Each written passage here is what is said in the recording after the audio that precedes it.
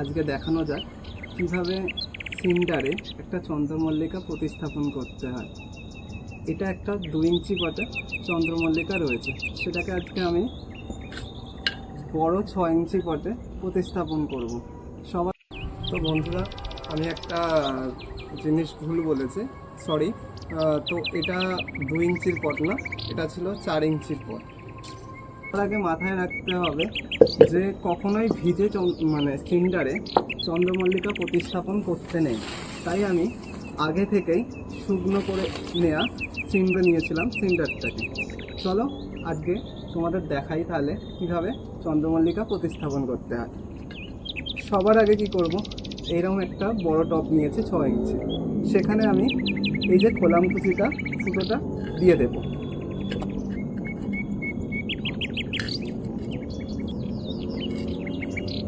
গাছটাকে আমি এমনভাবে তুলব যাতে গাছটার কোনো ক্ষতি না হয়।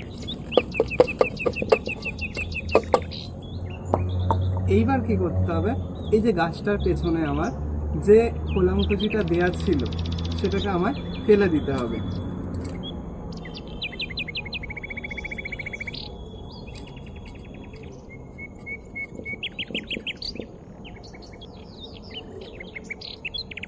এবার আমি গাছটাকে বসিয়ে দেব।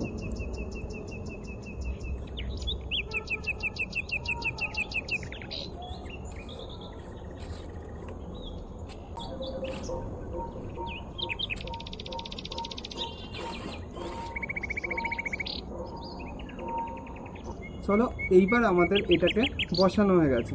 সবার শেষে আমায় কি করতে হবে সবার শেষে বসানো শেষ হয়ে গেলে আমাকে একে ভালোভাবে জল দিয়ে দিতে হবে, কারণ বসানোর শেষে টবটাকে ভালোভাবে ভিজিয়ে দিলে রুটটা খুব ভালোভাবে হতে পারে। চলো আজকে এই পর্যন্ত, আবার দেখা হবে কালকে।